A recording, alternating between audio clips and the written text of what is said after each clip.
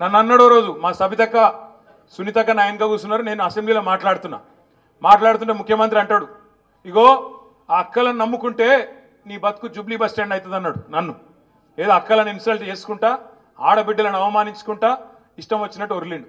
ఇలా నేను అడుగుతున్నా, ముఖ్యమంత్రి చెప్పు దమ్ముంటే, నువ్వే చేర్చుకున్నావు కదా ఇంటింటికి తిరిగి 10 మందిని, ఇవాళ ఏమైంది వాళ్ళ బతుకు?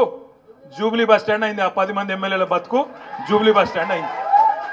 నువ్వు కాదనబడితే మేము కాదనబడబట్టి రేపు ప్రజలు కూడా చీకొడతారు, బుద్ధి పక్కా చెప్తారు.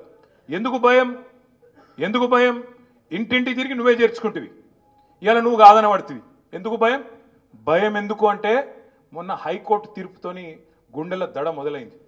ఎక్కడ ఉప ఎన్నికలు వస్తాయో, ఎక్కడ వీళ్ళందరి విషయంలో మళ్ళీ ఎన్నికలు రాక తప్పదు, వచ్చినప్పుడు ఖచ్చితంగా ప్రజలు బుద్ధి చెప్తారు. కాబట్టి వీళ్ళని ఎట్లన్నా కాపాడుకోవాలి అనే ఉద్దేశంతో పదవుల కోసం ఇవాళ నీతి బాహ్యమైన రాజకీయం ముఖ్యమంత్రి ఆయన మంత్రులు చేస్తూ ఉన్నారు.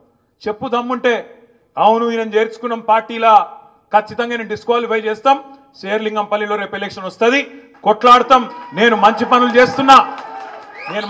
చేస్తున్నా కాబట్టి గెలిపిస్తా అని చెప్పు దమ్ముంటే.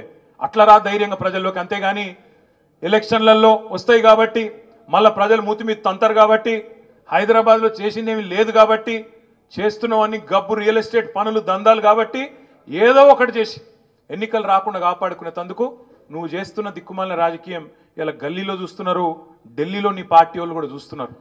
నేను ముఖ్యమంత్రి గారిని ఒకటే అంటా ఉన్నా, ఎక్కువ కాలం ఇట్లా డ్రామాలతోని, అటెన్షన్ డైవర్షన్ గేమ్లతోని ఎక్కువ కాలం రాజకీయం నడవదు, ఎక్కువ కాలం ఇదే రకమైన దిక్కుమాలిన కార్యక్రమాలు నడవవు.